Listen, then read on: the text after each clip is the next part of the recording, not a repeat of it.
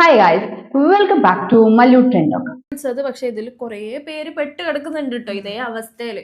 Like ആൾക്കാർ മുന്നോട്ട് വരാൻ വരെ പേടിക്കുന്നുണ്ട്. ഇയാൾ അത്രക്കും എന്തോ മാനിപ്പുലേറ്റ് ചെയ്ത് പറഞ്ഞു വെച്ചിട്ടുണ്ടോന്നും കൂടെ ഞങ്ങൾക്ക് അറിയില്ല. ഇപ്പൊ നിങ്ങൾക്ക് അങ്ങനെ ഒരു എക്സ്പീരിയൻസ് ഉണ്ടെങ്കിൽ നിങ്ങൾ മുന്നോട്ട് വരാം കേട്ടോ. ലൈക്ക് ഇത് ടുഗദർ എല്ലാവരോട് ചേർന്ന് നിൽക്കുമ്പോൾ ഇങ്ങനെ ഒരു ഫ്രോഡിനെ നീക്കം ചെയ്യാൻ പറ്റും. ആദില, നൂറ കുറച്ച് നിലപാടുകൾ വഴി നമ്മുടെ ഇടയിൽ പ്രശസ്തരായ യൂട്യൂബ് ഇൻഫ്ലുവൻസേഴ്സ് ആണ്, ഇൻസ്റ്റഗ്രാം ഇൻഫ്ലുവൻസേഴ്സ് ആണ്. ഇവരിപ്പോൾ സംസാരിക്കുന്നത് ഇൻസ്റ്റഗ്രാം പേജായ ഷർഗാവി ട്രേഡേഴ്സ് എന്ന് പറയുന്ന ഒരു ഓൺലൈൻ പേജിനെതിരെയാണ്. അല്ലെങ്കിൽ ആ പേജ് ഹാൻഡിൽ ചെയ്യുന്ന മുഹമ്മദ് ജംഷീദ് എന്ന് പറയുന്ന വ്യക്തിക്കെതിരെയാണ്. ആദിലയും നൂറയും മണാലി ട്രിപ്പ് പോകുന്ന സമയത്ത് മുഹമ്മദ് ജംഷീദ് ഇവരെ അപ്രോച്ച് ചെയ്യുകയാണ്. മുഹമ്മദ് ജംഷീദിന്റെ കമ്പനിയായ ഷർഗാവി ട്രേഡേഴ്സിന് പ്രൊമോഷൻ ചെയ്യണമെന്ന് പറഞ്ഞിട്ട്. വിശ്വാസ്യതയുള്ള ഒരു കമ്പനിയാണെന്ന് തോന്നിയത് കൊണ്ട് അന്ന് ആ സമയത്ത് ആദിലയും നൂറയും ഷർഗാവി ട്രേഡേഴ്സിന് വേണ്ടി പ്രൊമോഷൻ ചെയ്യുകയും കൊളാബറേഷൻ ചെയ്യുകയും റീൽസ് പോസ്റ്റ് ചെയ്യുകയും ചെയ്തിരുന്നു. അതിനുശേഷം ഒരു ഗീവ് അവേ വീഡിയോ കൂടെ ചെയ്തു തരണം, അങ്ങനെ ചെയ്തു തരികയാണെങ്കിൽ നിങ്ങൾക്ക് വേണ്ടി ഒരു ഗോവൻ ട്രിപ്പും കൂടെ സ്പോൺസർ ചെയ്യാമെന്ന് പറഞ്ഞ് മുഹമ്മദ് ജംഷീദ് വീണ്ടും ഇവരെ സമീപിക്കുന്നു. അതിന്റെ ഭാഗമായിട്ട് വീണ്ടും ഒരു കൊളാബറേഷൻ അവർ ഓക്കെ പറയുന്നു, ഒരു ഗീവ് അവേ വീഡിയോ ചെയ്തു കൊടുക്കുന്നു. പിന്നെയും മുഹമ്മദ് ജംഷീദ് ഇവരെ സമീപിക്കുകയാണ്. ഇവരുടെ ഒഫീഷ്യൽ യൂട്യൂബ് അക്കൗണ്ടുകളും ഇൻസ്റ്റഗ്രാം അക്കൗണ്ടും ഞാൻ ഹാൻഡിൽ ചെയ്യാമെന്ന് പറഞ്ഞുകൊണ്ട്, ഞാൻ നിങ്ങൾക്ക് വരുന്ന പ്രൊമോഷൻസ് പിക്ക് ചെയ്ത് തരാം, നിങ്ങളെ നല്ല രീതിയിൽ ഹെൽപ്പ് ചെയ്യാം എന്ന് പറഞ്ഞുകൊണ്ട് ജംഷീദ് സമീപിച്ചെങ്കിലും ഞങ്ങളുടെ പേഴ്സണൽ അക്കൗണ്ട് ആയതുകൊണ്ട് ആദിലയും നൂറയും ഒരു സോഷ്യൽ മീഡിയ അക്കൗണ്ട്സും ജംഷീദിന് കൊടുക്കുന്നില്ല. എന്നിട്ടും ജംഷീദ് തളർന്നില്ല. പിന്നെയും അവരെ സമീപിക്കുകയാണ്. ഒരു ക്ലോത്തിങ് ബ്രാൻഡ് ഓപ്പൺ ചെയ്യാം, അങ്ങനെ ഒരു ബിസിനസ് തുടങ്ങാമെന്ന് പറഞ്ഞിട്ട്. അതായത് എമൗണ്ട് ഫുള്ളും ജംഷീദ് ഇൻവെസ്റ്റ് ചെയ്യാം, പക്ഷെ ആദിലയും നൂറയും സ്വന്തമായി തുടങ്ങുന്ന ഒരു ക്ലോത്തിങ് ബ്രാൻഡ് എന്ന രീതിയിൽ പബ്ലിക്കിലേക്ക്, സൊസൈറ്റിയിലേക്ക് ഇൻട്രൊഡ്യൂസ് ചെയ്യുക എന്നായിരുന്നു ആ ബിസിനസ് പ്ലാൻ. ബിസിനസ് പ്ലാനിന്റെ ഭാഗമായിട്ട് പല മീറ്റിങ്ങുകളും ഇവർ തമ്മിൽ നടന്നു. ആ മീറ്റിംഗ് സമയങ്ങളിലെല്ലാം ജംഷീദിന്റെ കൂടെ പല പെൺകുട്ടികൾ ഉണ്ടായിരുന്നു. ആ പെൺകുട്ടികളെല്ലാം ജംഷീദിന്റെ കമ്പനിയിലെ സ്റ്റാഫുകളായിരുന്നു എന്നുള്ള രീതിയിലാണ് ആദിലയ്ക്കും നൂറയ്ക്കും ജംഷീദ് ഇൻട്രൊഡ്യൂസ് ചെയ്ത് കൊടുത്തുകൊണ്ടിരുന്നത്. അതുകൊണ്ട് തന്നെ, അല്ലെങ്കിൽ അങ്ങനെ ചെയ്തതുകൊണ്ട് തന്നെയാണ് ആദിലയ്ക്കും നൂറയ്ക്കും ഒരു വിശ്വാസ്യത ഉണ്ടായത്. പക്ഷെ പോകെ പോകെ ക്ലോത്തിങ് ബ്രാൻഡിന്റെ വിവരങ്ങളൊന്നും നാലാമതൊരാൾ അറിയരുത്, നിങ്ങളുടെ തീരുമാനങ്ങളെല്ലാം നിങ്ങൾ തന്നെയല്ലേ എടുക്കുന്നത്, ഇതിനെക്കുറിച്ച് വേറൊരാളുമായി ഈവൻ ഫ്രണ്ട്സിനോട് പോലും ഡിസ്കസ് ചെയ്യരുത് എന്നുള്ള കണ്ടീഷൻസ് ജംഷീദ് പറയുകയാണ്. അങ്ങനെ പറയുന്ന സമയത്ത് ആദിലയ്ക്കും നൂറയ്ക്കും ഒരു സംശയം ഉണ്ടാവുകയാണ് ചെയ്തത്. അതിനെ തുടർന്നാണ് പിന്നീട് ഈ ഷർഗാവി ട്രേഡേഴ്സിനെതിരെ, അല്ലെങ്കിൽ ഷർഗാവി ട്രേഡേഴ്സിന്റെ പ്രവർത്തനങ്ങൾക്കെതിരെ ആദിലയും നൂറയും പ്രതികരിക്കുന്നത്. ആദില, നൂറ ഇവരുടെ ഇൻസ്റ്റഗ്രാം പോസ്റ്റുകളും കൊളാബ് വീഡിയോകളും കണ്ടതിന് ശേഷം 5 or 6 പേരടങ്ങുന്ന ഒരു ഗ്രൂപ്പ് ഓഫ് കുട്ടികൾ ഷർഗാവി ട്രേഡേഴ്സിനെ ഇൻസ്റ്റഗ്രാം പേജ് വഴി കോൺടാക്ട് ചെയ്യുകയും അവർക്ക് മണാലിലേക്ക് ഒരു ട്രിപ്പ് പോകാൻ താല്പര്യമുണ്ട്, അതിന്റെ ഒരു പാക്കേജ് ഓപ്റ്റ് ചെയ്യാൻ താല്പര്യമുണ്ടെന്ന് അറിയിക്കുകയും ചെയ്തു. അങ്ങനെ പെർ ഹെഡ്, അല്ലെങ്കിൽ ഒരു കുട്ടിക്ക് 26,000 രൂപ വെച്ച് മൊത്തം 1,30,000 രൂപ ഷർഗാവി ട്രേഡേഴ്സിന്റെ ഒഫീഷ്യൽ അക്കൗണ്ടിലേക്ക് ഈ കുട്ടികൾ അയച്ചു കൊടുക്കുകയും ചെയ്തു. അതായത് മുഹമ്മദ് ജംഷീദ് പറഞ്ഞതിനനുസരിച്ച് ഈ കുട്ടികൾ 1,30,000 രൂപ അയച്ചു കൊടുത്തു. ജനുവരിയിലാണ് പൈസ ട്രാൻസ്ഫർ ചെയ്യുന്നത്. ട്രിപ്പ് ഫിക്സ് ചെയ്ത് വെച്ചിരുന്നത് ഏപ്രിൽ മാസത്തിലേക്കായിരുന്നു. ഏപ്രിൽ മാസം ട്രിപ്പിന്റെ ഡേറ്റ് അടുക്കുന്നതിന് തൊട്ട് മുമ്പ് ഫ്ലൈറ്റ് ടിക്കറ്റ് കിട്ടുന്നില്ല, ഡിലേ ആണ്, അങ്ങനെ എന്തൊക്കെയോ കാരണങ്ങൾ പറഞ്ഞ് ഫ്ലൈറ്റിന്റെ ടിക്കറ്റ് ക്യാൻസൽ ചെയ്ത് പകരം ട്രെയിൻ ടിക്കറ്റ് ബുക്ക് ചെയ്യാൻ തുടങ്ങുന്നു. പക്ഷെ ട്രെയിൻ ടിക്കറ്റും കിട്ടുന്നില്ല. അതിനുശേഷം നീണ്ടു ഏപ്രിൽ മാസത്തിനു ശേഷം ട്രിപ്പ് നടക്കുന്നില്ല എന്ന സ്ഥിതി ആയപ്പോൾ മുഹമ്മദ് ജംഷീദ് ഈ കുട്ടികളോട് എമൗണ്ട് ഫുള്ളും നിങ്ങൾക്ക് റീഫണ്ട് ചെയ്ത് തരാമെന്ന് പറയുന്നു. പക്ഷെ റീഫണ്ട് ചെയ്തും കൊടുത്തില്ല. ചെക്കുകൾ കൊടുത്തു, അല്ലെങ്കിൽ ചെക്കുകളുടെ ഫോട്ടോ അയച്ചു കൊടുത്തു, അല്ലെങ്കിൽ നിങ്ങൾക്ക് പേയ്മെന്റ് ഇപ്പോൾ തരാമെന്നുള്ള രീതിയിൽ സ്ക്രീൻഷോട്ടുകൾ ഷെയർ ചെയ്ത് കൊടുത്തു. പക്ഷെ ഈ നിമിഷം വരെയും ആ കുട്ടികൾക്ക് അവരുടെ പൈസ കിട്ടിയിട്ടില്ല. പിന്നീടാണ് ആ കുട്ടികൾ ഇതൊരു സ്കാം ആണെന്നും ഇങ്ങനെ കുറെ പേരുകൾ പറ്റിക്കപ്പെട്ടിട്ടുണ്ടെന്നും അറിയുന്നു. അങ്ങനെ ഈ കുട്ടിയുടെ വെളിപ്പെടുത്തലുകളൊക്കെ ശേഷമാണ് ആദിലയ്ക്കും നൂറയ്ക്കും ഇതൊരു സ്കാം ആണെന്നും ജംഷീദ് വിശ്വസിക്കാൻ കൊള്ളില്ലാത്തവനാണ് എന്നും മനസ്സിലാവുന്നത്. പക്ഷെ കസ്റ്റമേഴ്സിനെ മാത്രമല്ല, അല്ലെങ്കിൽ ഇങ്ങനെയുള്ള കുട്ടികളെ മാത്രമല്ല പറ്റിച്ചിരിക്കുന്നത്. ഈ കുട്ടികളെ കൂടാതെ ജംഷീദിന്റെ ട്രാപ്പിൽപ്പെട്ട ഒരു കപ്പിൾസിനെ കുറിച്ച് ഇവർ പറയുന്നുണ്ട്. ആ കപ്പിൾസ് അവരുടെ ഹണിമൂൺ ട്രിപ്പിന്റെ ഭാഗമായിട്ട് ജംഷീദിനെ കോൺടാക്ട് ചെയ്യുകയും ഒരു ട്രിപ്പ് ഓപ്റ്റ് ചെയ്യുകയും ചെയ്തു. അതിന്റെ ഫലമായിട്ട് ഏകദേശം 80,000 50,000 എമൗണ്ട് അടുപ്പിച്ച് ട്രാൻസ്ഫർ ചെയ്യുകയും അങ്ങനെ ആ ട്രിപ്പും നടക്കാതെ വരികയും ആ ദമ്പതിമാർക്കും അവരുടെ പൈസ നഷ്ടപ്പെടുകയും ചെയ്തു. അങ്ങനെ ഇഷ്ടം പോലെ ആൾക്കാർക്ക് പൈസ നഷ്ടപ്പെടുകയും ഒത്തിരി ആൾക്കാർ ഈ സ്കാമിൽ പെട്ടുപോവുകയും ചെയ്തിട്ടുണ്ട് എന്നാണ് ഇപ്പോൾ ഇവരുടെ വെളിപ്പെടുത്തൽ വഴി മനസ്സിലാകുന്നത്. ഇനി കസ്റ്റമേഴ്സിന് മാത്രമല്ല ജംഷീദ് പറ്റിക്കുന്നത്, ജംഷീദിന്റെ കമ്പനിയിൽ ജോലിക്കെടുത്ത പെൺകുട്ടികളെയും ജംഷീദ് പറ്റിക്കുന്നുണ്ട്. അങ്ങനെ ജംഷീദിന്റെ കമ്പനിയിലെ ഒരു എക്സ് എംപ്ലോയി സംസാരിക്കുന്നത് നമുക്കൊന്ന് കേൾക്കാം. അത് പിന്നെ ബൗൺസ് ആയി. അതിലുള്ള കുട്ടിയുടെ വോയിസും കാര്യങ്ങളൊക്കെ ഞങ്ങൾ ഇവിടെ പ്ലേ ചെയ്യാം. ഞങ്ങളെ കൊണ്ട് വർക്ക് ചെയ്യിപ്പിച്ചിട്ട് അതിന്റെ പേയ്മെന്റ് ആവശ്യത്തിനോട് ഞങ്ങൾ വിളിക്കുമ്പോഴേക്കും അതിന് റിപ്ലൈ തരേണ്ട ഒരു ആവശ്യം നീ എന്താ പറയുന്നത്? ഞാൻ കാര്യം പറയട്ടെ, നീ ഈ ഒരുമാതിരി ഇത്ര മാന്യത കാണിക്കേണ്ടത്, അല്ലെങ്കിൽ ഇത്ര വലിയ മാന്യം ചമ്മേണ്ട ഒരു ആവശ്യമില്ല. ഞങ്ങൾക്ക് എല്ലാവർക്കും നല്ല രീതിക്ക് അറിയാം എന്താണ് മുഹമ്മദ് ജംഷീദ് എന്നുള്ളത്. ഞങ്ങൾക്ക് എല്ലാവർക്കും ക്ലിയർ ആയിട്ടുള്ള കാര്യമാണ്.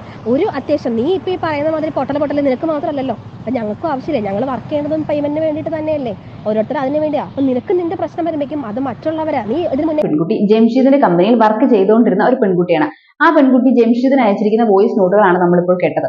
നിന്റെ കമ്പനി പൊട്ടിപ്പോയി, അല്ലെങ്കിൽ ജംഷീദിന്റെ കമ്പനിക്ക് ഒരു ബുദ്ധിമുട്ട് വന്നു എന്ന് പറഞ്ഞ് ഞങ്ങൾ ജോലി ചെയ്ത പണം ഞങ്ങൾക്ക് തരണ്ടേ? ആരുടെ അടുത്താണ് ഈ മാന്യത കാണിക്കുന്നത്? ഒരു മാന്യനും അല്ല എന്ന് ഞങ്ങൾക്ക് എല്ലാവർക്കും അറിയാം. അങ്ങനെ പല രീതിയിലാണ് ഈ പെൺകുട്ടി ജംഷീദിനോട് പ്രതികരിക്കുന്നത്, അല്ലെങ്കിൽ ജംഷീദ് ചെയ്ത മോശമായ പ്രവൃത്തിക്കെതിരെ പ്രതികരിക്കുന്നത്. ഇത് മാത്രമല്ല, ഇവർക്ക് ഇവരുടെ ശമ്പളം കൊടുക്കാതെ വരുമ്പോൾ ജംഷീദ് ഇവരെ പറ്റിക്കുന്ന, അല്ലെങ്കിൽ ജംഷീദ് ഇവർക്ക് ചെക്കും സ്ക്രീൻഷോട്ടും എല്ലാം അയച്ചു കൊടുത്ത് തെറ്റിദ്ധരിപ്പിക്കുന്നതിനെ കുറിച്ച് ഇതേ പെൺകുട്ടി പറയുന്നത് നമുക്കൊന്ന് കേൾക്കാം. വെറുതെ എല്ലാം ഇങ്ങനെ അടിച്ച് റെഡിയാക്കി വെച്ചേക്കുന്നതിന്റെ അതായത് തോന്നുന്നു സ്ക്രീൻഷോട്ട് അയക്കുന്നത് ഒരു 12-ാം തീയതി ആണെന്നുണ്ടെങ്കിൽ അതിനകത്ത് ഡേറ്റ് കിടക്കുന്നത് 16-ാം തീയതി. പക്ഷെ നമ്മള് പെട്ടെന്ന് ആ സ്ക്രീൻഷോട്ട് കണ്ടതുകൊണ്ട് ആ ഡേറ്റ് ശ്രദ്ധിക്കുന്നില്ല.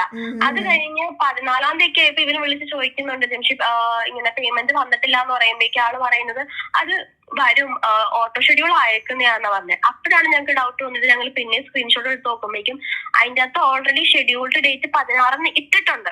അപ്പോഴും ഞങ്ങൾ കോണ്ടാക്ട് ചെയ്തപ്പോ പറയുന്നത് അത് ബാങ്കുകാര് ഷെഡ്യൂൾ ചെയ്യുന്നതാണ്. നിൽക്കുന്ന രീതി എന്ന് പറഞ്ഞാൽ ആ രീതിയിലാണ് നിൽക്കുന്നത്. നമുക്കൊരു എന്താ പറയാ, ക്ലയന്റ് എന്നുള്ള രീതിയിൽ ഭയങ്കര ഒരു ഫ്രണ്ട്ഷിപ്പ് ആ രീതിയിലാണ് നിൽക്കുന്നത്. അപ്പൊ നമ്മളത് ഓക്കെ നെക്സ്റ്റ് ടൈം വന്നാൽ മതി. കാരണം ഇവന് എപ്പം നോക്കിയാലും ഈ മീറ്റിംഗ് വിളിക്കുന്നതിന് പരിധിയില്ല. ഇപ്പൊ ഞങ്ങളായാലും വർക്ക് ചെയ്തുകൊണ്ടാണ്, അതായത് വേറെ വർക്ക് ചെയ്തുകൊണ്ടാണ് ഈ ഫ്രീലാൻസ് വർക്ക് ചെയ്യുന്നത്. ഈ വർക്ക് കഴിഞ്ഞ് 7 മണിക്കൊക്കെ നമ്മൾ ഓഫീസിൽ നിന്ന് കഴിഞ്ഞ് വരുമ്പോഴാണ് ഇവ മീറ്റിംഗ് വിളിക്കുന്നത്. ഈ മീറ്റിംഗ് വിളിക്കുന്ന രാത്രി മീറ്റിംഗ് വിളിക്കുന്നത്. ലുലുവിൽ മീറ്റിംഗ്, അവിടെ മീറ്റിംഗ്, ഇവിടെ മീറ്റിംഗ്, ഈ ഒരു കാര്യമില്ലാത്ത കാര്യത്തിനൊക്കെയാണ് മീറ്റിംഗ്. ഓൺലൈനായിട്ട് ജോലികൾ ചെയ്യുന്ന പലരും പാർട്ട് ടൈം ആയിട്ടായിരിക്കും ചെയ്യുന്നത്. ഓൾറെഡി അവർക്കൊരു ഫുൾ ടൈം ജോലി കാണും. മേ ബി അതിനുശേഷം പാർട്ട് ടൈം ആയിട്ടായിരിക്കും പലരും ഇങ്ങനെയുള്ള ജോലികൾ ഓപ്റ്റ് ചെയ്യുന്നത്. ഇപ്പോൾ സംസാരിച്ച പെൺകുട്ടി പറയുന്നതും ആ വ്യക്തിക്ക് ഫുൾ ടൈം ആയിട്ടൊരു ജോലിയുണ്ട്. അതിനുശേഷം ആഫ്റ്റർ 7 o'clock അല്ലെങ്കിൽ ആഫ്റ്റർ 6 o'clock ഓഫീസ് ടൈമിന് ശേഷമെല്ലാം ജംഷീദ് മീറ്റിങ്ങിന് വിളിക്കും. ആ മീറ്റിംഗ് വിളിക്കുന്നത് ചിലപ്പോൾ ജംഷീദിന്റെ ഫ്ലാറ്റിലേക്കായിരിക്കും. ആ ഫ്ലാറ്റിലേക്ക് പോകുമ്പോൾ പെൺകുട്ടികൾ തന്നെ പോകില്ല, മറ്റാരെങ്കിലും കൂട്ടി പോകും. അങ്ങനെയുള്ള സാഹചര്യങ്ങളിൽ ഈ മീറ്റിങ്ങുകൾക്കൊന്നും വലിയ ഇനിഷ്യേറ്റീവ് ജംഷീദ് എടുക്കാറില്ല. അല്ലെങ്കിൽ ചില സമയങ്ങളിൽ ജംഷീദിനെ ശ്രദ്ധിക്കപ്പെടാത്ത, അല്ലെങ്കിൽ അധികം ക്രൗഡ് ഇല്ലാത്ത ചില സ്ഥലങ്ങളിലേക്കും ജംഷീദ് വിളിക്കും. അത് മേ ബി ജംഷീദ് അങ്ങനെ വിളിക്കുന്നത് ജംഷീദ് ഇതിനു മുമ്പ് പറ്റിച്ച, അല്ലെങ്കിൽ ജംഷീദിനാൽ പറ്റിക്കപ്പെട്ട ആൾക്കാരുടെയൊക്കെ പിടിയിൽ നിന്നും രക്ഷപ്പെടാനായിരിക്കാം അധികം ക്രൗഡ് ഇല്ലാത്തയിടത്ത് മീറ്റിംഗിന് വേണ്ടി വിളിക്കുന്നത് എന്നാണ് ഈ പെൺകുട്ടി പറയുന്നത്. മീറ്റിങ്ങിന് വേണ്ടി ഇങ്ങനെയെല്ലാം വിളിക്കുകയും വർക്കുകളെല്ലാം ചെയ്യുകയും ചെയ്തതിനു ശേഷം പോലും ഞങ്ങൾക്ക് ശമ്പളമൊന്നും ജംഷീദ് തന്നിട്ടില്ല എന്നാണ് ഈ പെൺകുട്ടി പറയുന്നത്. ശമ്പളത്തിന് വേണ്ടി ചോദിക്കുമ്പോൾ ഇന്ന് തരാം, നാളെ തരാം എന്ന് പറയും. അതിനുശേഷം ഒരു ചെക്കിന്റെ ഫോട്ടോ അയക്കും. ആ ചെക്ക് ബൗൺസ് ആവും. അതിനുശേഷം സ്ക്രീൻഷോട്ട് അയച്ചു കൊടുക്കും. അതായത് സാലറി കൊടുക്കേണ്ട കാൻഡിഡേറ്റ് അല്ലെങ്കിൽ സ്റ്റാഫിന്റെ ഡീറ്റെയിൽസ് എല്ലാം എൻ്റർ ചെയ്ത് വെച്ചതിന് ശേഷമുള്ള ഒരു സ്ക്രീൻഷോട്ട് അയച്ചു കൊടുക്കും. ആ സ്ക്രീൻഷോട്ട് കിട്ടിയതിനു ശേഷം നമ്മൾ 2-3 ദിവസം വെയിറ്റ് ചെയ്താലും നമ്മുടെ അക്കൗണ്ടിൽ പൈസ ഒന്നും വരില്ല എന്നാണ് ഈ പെൺകുട്ടി പറയുന്നത്. അങ്ങനെ വരില്ലാത്തപ്പോൾ ജംഷീദിനെ കോൺടാക്ട് ചെയ്യുമ്പോൾ അത് ഷെഡ്യൂൾഡ് പേയ്മെന്റ് ആണ്, അല്ലെങ്കിൽ അത് ബാങ്കാണ് അങ്ങനെ ഷെഡ്യൂൾ ചെയ്ത് വെച്ചിരിക്കുന്നത്, ബാങ്കിന്റെ പ്രശ്നമാണ്, എങ്ങനെയുള്ള മുടന്ത ന്യായങ്ങളാണ് ജംഷീദ് പറയുന്നത്. അതായത് ചുരുക്കത്തിൽ ശമ്പളം കൊടുക്കാൻ ജംഷീദിന് താല്പര്യമില്ല, അല്ലെങ്കിൽ ജംഷീദിന് കഴിയില്ല. പക്ക ഫ്രോഡ് ആയിട്ടുള്ള പ്രവൃത്തികളാണ്, അല്ലെങ്കിൽ പക്ക മോശമായിട്ടുള്ള പ്രവൃത്തികളാണ് ജംഷീദ് ചെയ്യുന്നത്.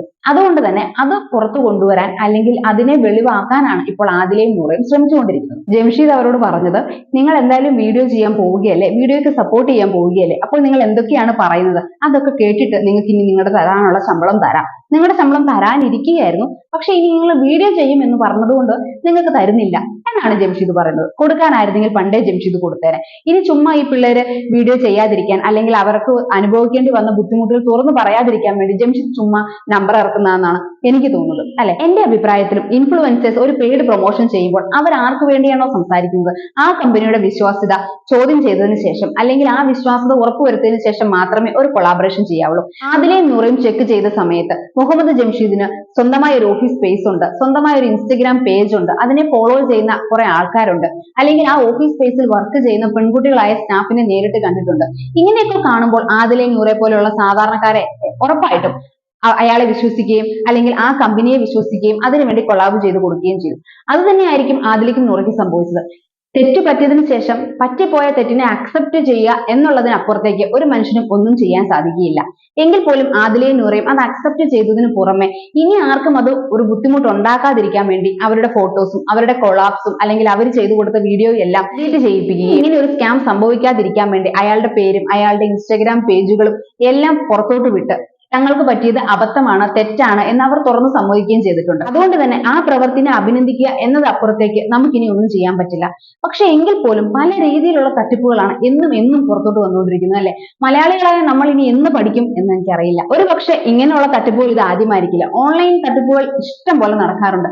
അബദ്ധങ്ങൾ പറ്റരുത് മുന്നറിയിപ്പുകൾ കൊടുത്തിട്ടും മലയാളികൾ പിന്നെയും ചെയ്യുന്നത് ഒരുപക്ഷെ വിദ്യാഭ്യാസ കുറവുകൊണ്ടോ അല്ലെങ്കിൽ സാക്ഷരതാ കുറവുകൊണ്ടോ ഒന്നുമല്ല. നമ്മളോട് സംസാരിക്കുന്ന വ്യക്തികൾ നമ്മളെ കൺവിൻസ് ചെയ്യുന്ന രീതി, അല്ലെങ്കിൽ നമ്മുടെ വിശ്വാസ്യത നേടിയെടുക്കാൻ അവർ എടുക്കുന്ന സമയം, അവർ സ്വീകരിക്കുന്ന വഴികൾ, ഇതെല്ലാം ഒരു വ്യക്തിനെ ഇൻഫ്ലുവൻസ് ചെയ്യും. ഇങ്ങനെയുള്ള ഫ്രോഡുകൾ ഇനിയും നമ്മുടെ ഇടയിൽ ജീവിക്കുന്നുണ്ട്. നമ്മളെ കെണിയിലാക്കാൻ ശ്രമിച്ചുകൊണ്ടിരിക്കുന്നതുണ്ട്. ഞാനിപ്പോൾ പങ്കുവച്ചത് എന്റെ മാത്രം അഭിപ്രായമാണ്. ഞാൻ സംസാരിച്ചത് എന്റെ മാത്രം കാഴ്ചപ്പാടുകളാണ്. നിങ്ങൾക്ക് ഇതുപോലെയുള്ള മോശം പ്രവൃത്തികളെ കുറിച്ച് അല്ലെങ്കിൽ ഇങ്ങനെ മോശം പ്രവൃത്തി ചെയ്യുന്നവരെ കുറിച്ചുള്ള അഭിപ്രായങ്ങൾ പങ്കുവയ്ക്കാം നമ്മുടെ കമന്റ് ബോക്സിൽ. Thank you.